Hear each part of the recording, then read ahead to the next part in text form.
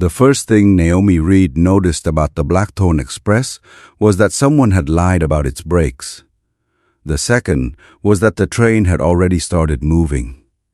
She stood in the rear observation car as Chicago's Union Station disappeared behind tinted glass, one hand gripping a technical report she had been told was final. It wasn't. Naomi was 24 and 5'6", soft through the waist and full through the hips. She wore a fitted green sweater, black trousers, and boots sensible enough for climbing under rail equipment, yet polished enough for a train carrying senators, investors, and people who owned buildings with their names on them. Her job was less glamorous. She was a rail systems risk engineer for an insurance consortium that had been asked to underwrite the Blackthorne's new Chicago to New Orleans luxury service. The train was beautiful. Walnut paneling, brass fixtures, private sleeping suites, a dining car with white linen and enough crystal to make turbulence seem personal. But none of that mattered if 1,200 tons of steel could not stop when commanded. Naomi checked the report again. Brake response test, 4.8 seconds. Actual diagnostic log, 6.3. 1.5 seconds did not sound dramatic. At 70 miles per hour, it was. She turned toward the man standing near the bar. Mr. Bellini. Adrian Bellini looked like the kind of man people lowered their voices around before realizing they had done it. He was 6'4", with broad shoulders beneath a dark navy suit. His black hair was cut short, his jaw was sharp, and a small cross with 2 lines of geometric ink showed above the cuff of his right hand. 33. Chief Executive of Bellini Continental Rail. Owner of freight terminals in Illinois, Louisiana, and Texas. Majority investor in the Blackthorne Express. And, depending on which Chicago prosecutor you asked, either the man who had dragged his family business into legitimate logistics or the most careful organized crime boss in the Midwest. Naomi had been warned not to mention the second version. Naturally, she had questions. Adrian looked at the report in her hand. You found something? Yes. How bad? That depends. Do you enjoy arriving at stations? One corner of his mouth moved. Traditionally. Then your brake certification has a problem. The humor disappeared. Naomi held out the report. The response numbers submitted to my firm don't match the onboard diagnostic archive. Adrian read the highlighted lines. Mechanical failure? Maybe. You don't sound convinced. I'm not. Why? Because mechanical failures don't usually improve themselves on paperwork. His eyes lifted to hers. Someone changed the report, or changed the diagnostic data. Which is worse? Ask me when I know which one is fake. The door opened behind him. A silver-haired man in a gray suit entered. Adrian, Senator Lowell wants you in the dining car. Adrian didn't look away from Naomi. Tell him I'm delayed. The man glanced at her. By? Brakes? He left immediately. Naomi noticed. Naomi had learned that power was often clearest in the absence of negotiation. Adrian handed the report back. Can the train continue? Not at full speed. He reached for his phone. Naomi stopped him. Don't order anyone to slow down yet. His eyebrows lifted. You just told me the brakes are questionable. I told you the documentation is questionable. If somebody falsified those numbers, I want to know what they expected the train to do. Adrian studied her for one long second. Then he put the phone away. What do you need? Access to the engineering compartment, the event recorder, and whoever signed this report. You have all 3. That easy? No. His gaze dropped briefly to her mouth, then returned to her eyes. I simply dislike repeating myself. The Blackthorne was 48 minutes south of Chicago when Naomi met Chief Engineer Walter Haynes.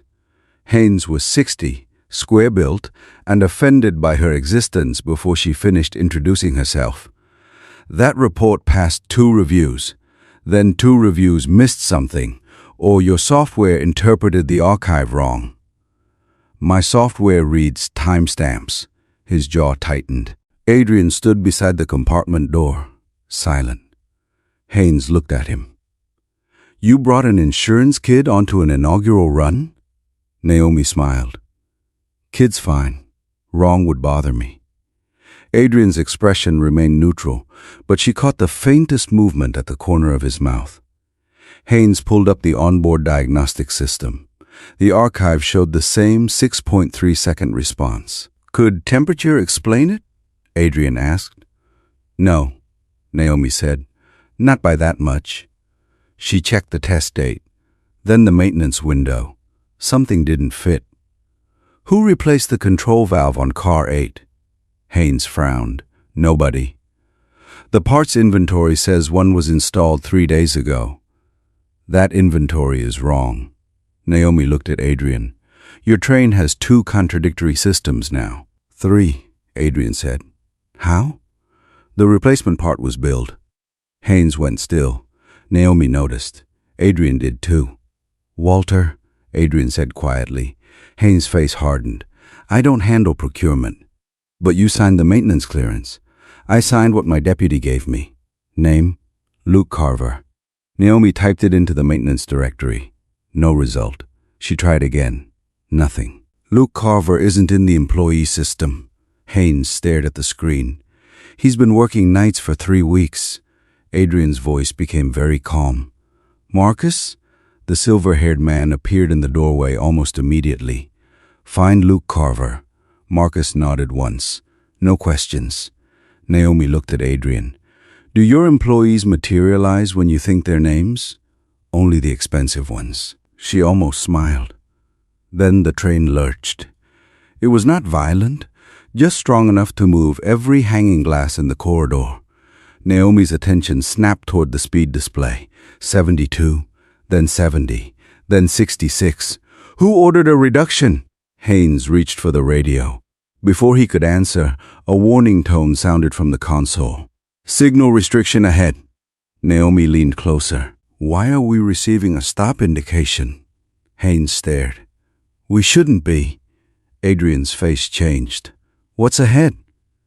A crossover near Kankakee? Naomi looked at the track diagram. 2 parallel main lines. A maintenance siding splitting east. The route indicator changed. The route indicator moved from the main line to the siding and then back again.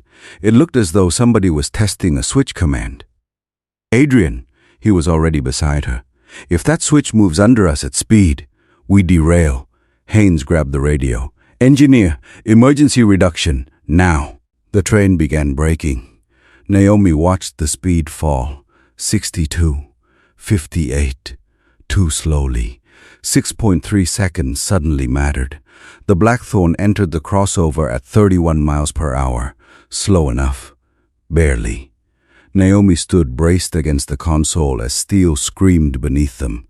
The switch remained aligned to the main track. They cleared it. There was no derailment. No shattered glass. No screaming passengers. Only a room full of people beginning to understand how close nothing had come to becoming something. Haynes exhaled. Signal malfunction. No, Naomi said. He looked at her. The command changed twice. That happens when dispatch loses communication.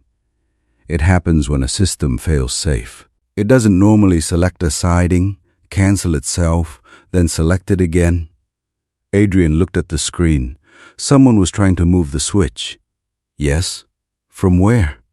Naomi hesitated. Could be dispatch. Could be compromised wayside equipment. Could be somebody with legitimate network access. Could it be someone on the train? Not directly. That mattered. Their threat might not be inside the Blackthorne, but somebody aboard could still be helping it. Adrian turned to Marcus.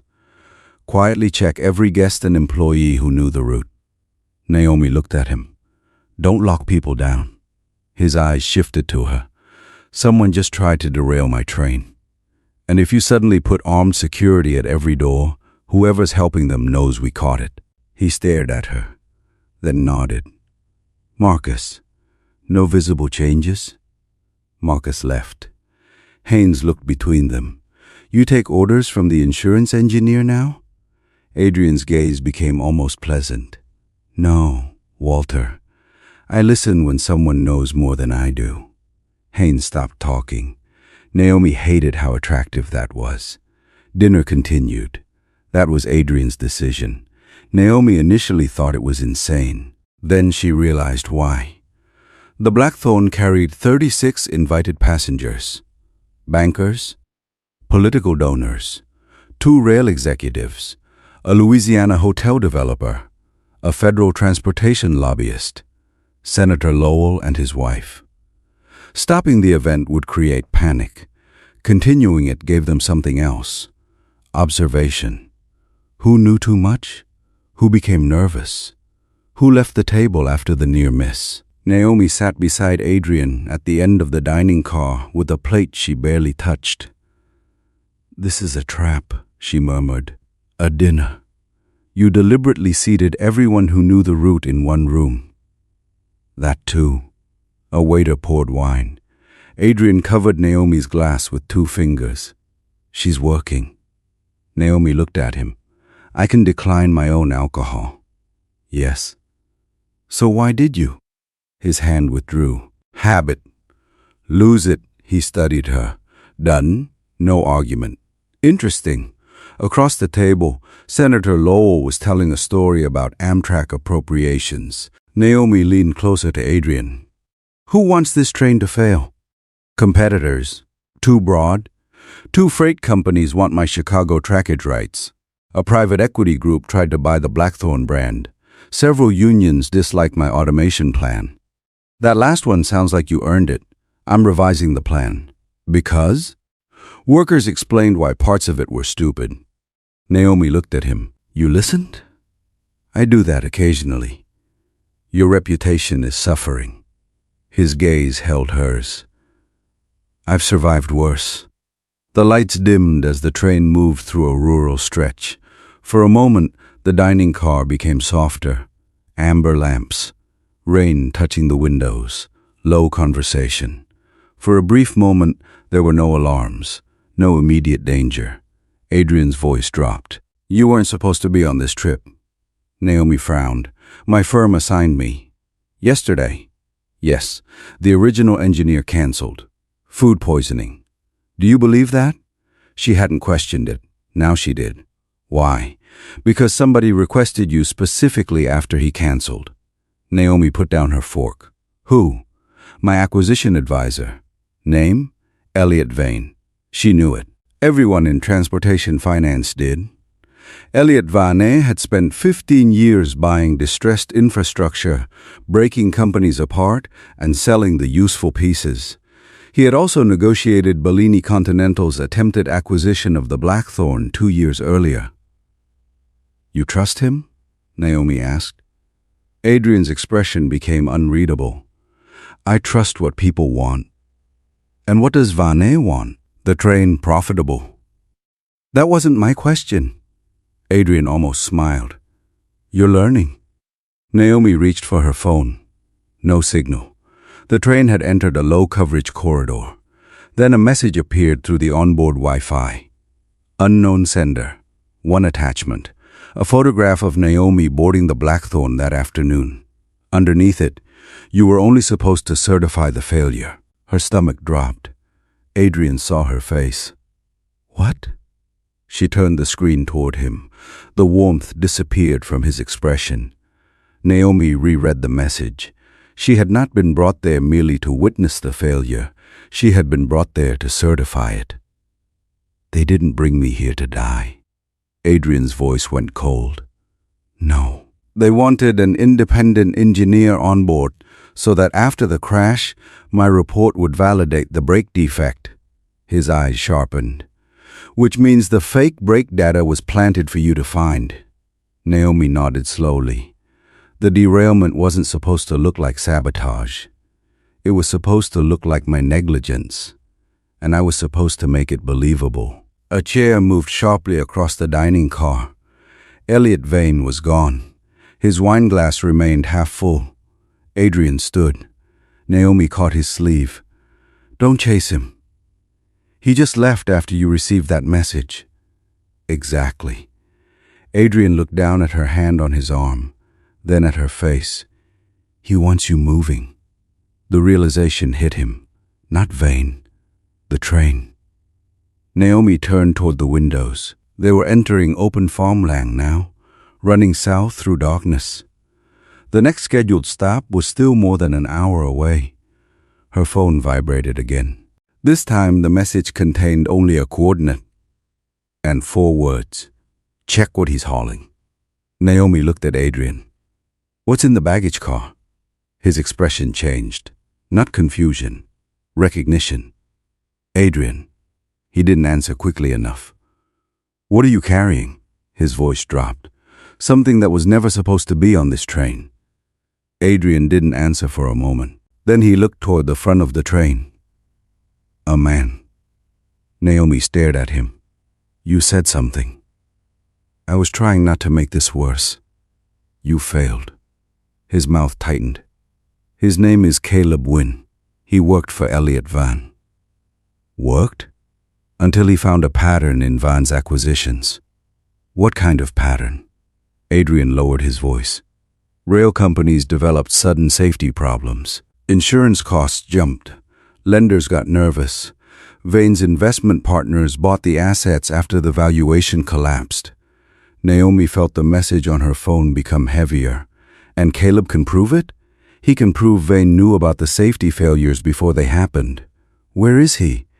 In a secured service suite behind the baggage car. She looked at Adrian. You put a whistleblower on an inaugural passenger train without telling the insurer? Yes. That is spectacularly irresponsible. Yes. The clean admission took some heat out of her anger.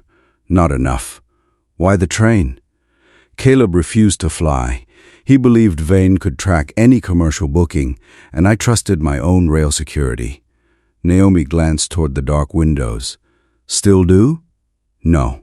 That answer was better. She stood. We check on Caleb, then we stop chasing Vane. Adrian frowned. Explain. The first attempt failed. If he wanted another derailment, he wouldn't send me a message pointing at your secret passenger. He wants us looking backward while he changes the story. Adrian's eyes sharpened. What story? That you knew the train was unsafe, carried an undisclosed witness anyway, and pressured your insurer's engineer after the fact. A beat? You.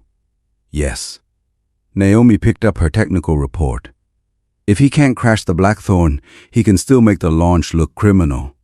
Adrian rose. For the first time that night, he didn't tell her where to stand. He simply said, lead.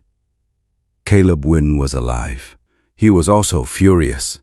You told me nobody knew I was here, he said when Adrian opened the service suite door. Caleb was 40, thin, pale, and wearing the same kind of expensive suit men used when they wanted fear to look professional. I was wrong, Adrian said. Caleb looked at Naomi. Who is she? The person who kept this train on the rails? Naomi ignored the compliment. What did you find on Vane? Caleb opened a slim document case. There was no magic drive and no secret database. Only printed board packets, vendor invoices, and email copies Caleb had obtained from his own work account before he resigned.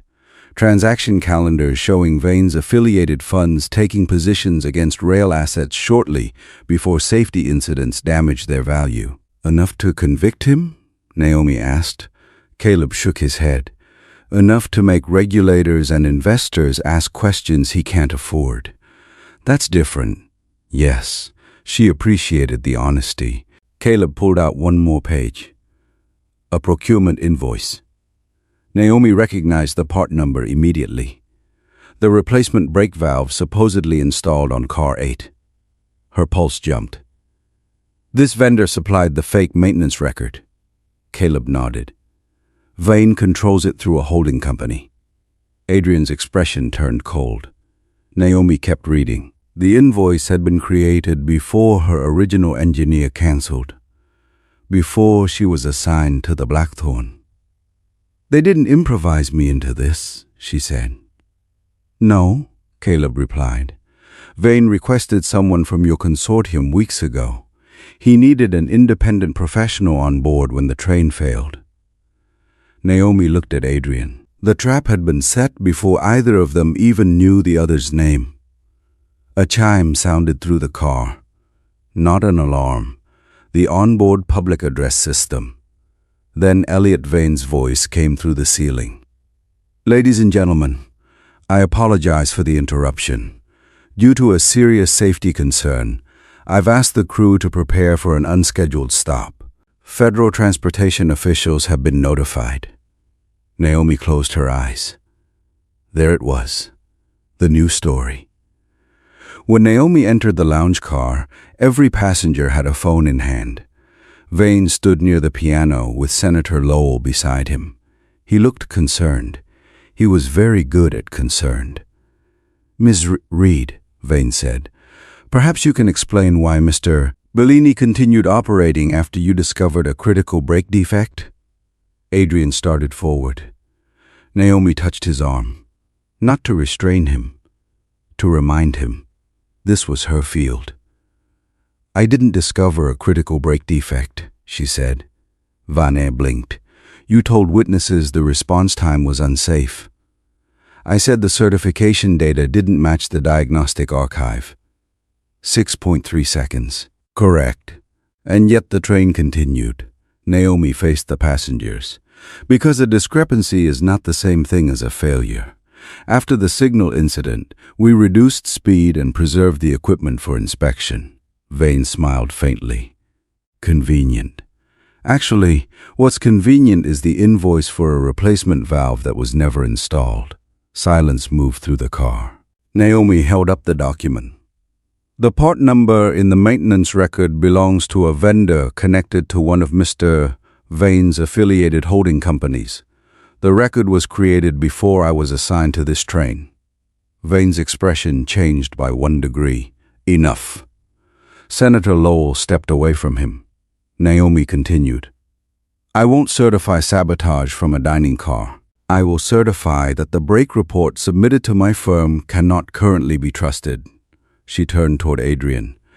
And neither can Bellini Continental's internal controls. Several people looked at him. Adrian did not flinch. She's right. Vane looked almost delighted. You hear that? His own engineer. She is not my engineer, Adrian said. His voice was quiet, but the room obeyed it. She works for the insurer. And as of now, Blackthorne service is suspended after this run pending an independent safety review. Naomi turned sharply. The launch suspension would cost millions. Sponsors would leave. Headlines would be brutal. Adrian met her eyes. There was no request for approval. No attempt to soften the decision. Adrian was protecting the integrity of her conclusion, even when doing so damaged him. Vane's smile disappeared. You're destroying your own launch. Adrian looked at him. No, I'm refusing to let you use it twice. The Blackthorne stopped at a controlled siding outside Champaign, where railroad police and federal rail investigators met the train. Vane tried to leave with the passengers.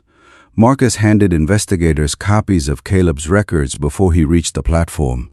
There was no dramatic arrest. Not that night.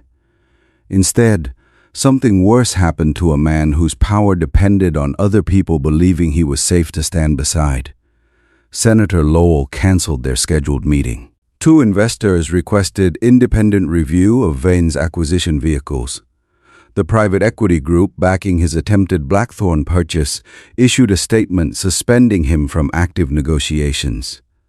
Then Adrian made 3 calls. Naomi heard only 1. Paolo, every Bellini terminal contract involving Vane-controlled entities gets a compliance review tonight. Existing obligations are honored. Nothing discretionary moves until council clears it. There were no threats, no sabotage, no illegal favor, only carefully placed friction, introduced exactly where Vane's businesses depended on speed. By the time Vane returned to the lounge, his phone had not stopped ringing. You think you can isolate me? He asked. Adrian stood beside the bar. I don't need to. He nodded toward Vane's phone. Your partners are doing it for me. Van looked at Naomi. This is what he does. He gets close enough that people start confusing his interests with their own. Naomi considered him, then looked at Adrian. He tried that with my wine. Adrian almost smiled. I was corrected. Van's face hardened. Naomi continued. And tonight he suspended a launch worth millions rather than ask me to change a technical conclusion. She looked back at Vane. So if your strategy depends on convincing me he owns my judgment, you should have picked a different witness. That was when Vane understood. It was not that he had lost Adrian.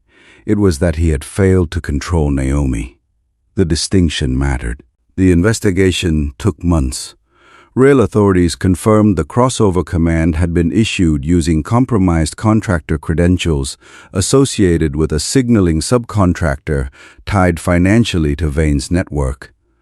The false maintenance record and vendor invoices became part of a broader fraud investigation, Caleb testified. Van was indicted later on conspiracy and fraud charges connected to the acquisition scheme.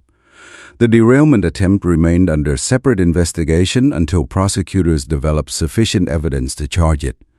Blackthorne service stayed suspended for 9 weeks. Adrian replaced 2 executives, separated safety reporting from operations, and gave the Independent Risk Office authority to stop a train without executive approval, including his. Naomi's consortium renewed coverage at a much higher premium, she enjoyed telling him. On the morning the Blackthorne returned to service, Naomi boarded at Union Station carrying one small overnight bag. Adrian found her in the observation car. No clipboard? He asked. Day off. I didn't know you had those. Rarely. He held out a first-class suite key. Naomi looked at it. No. Adrian sighed. I haven't even spoken. You were going to offer me the owner's suite. Yes. I bought a ticket. You bought Coach? I like Coach. You're doing this to irritate me. Partly.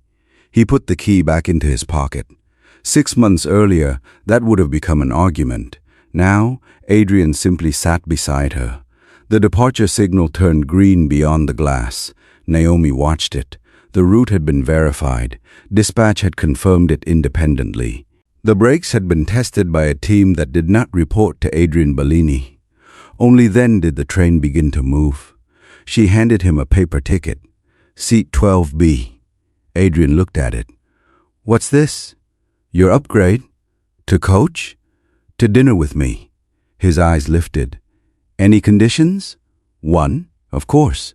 No acquisitions. No freight terminals. No threatening anyone's credit lines between appetizers and dessert. That last one may be difficult. Practice restraint. His smile came slowly. For you, I've discovered I can. Naomi leaned back as Chicago slid past the window. Adrian Bellini had spent his life believing control was the safest way to keep what mattered. She had taught him the opposite. The strongest system wasn't one man holding every lever. It was knowing which ones he had no right to touch. And when Naomi reached for his hand somewhere south of the city, Adrian let her set the direction.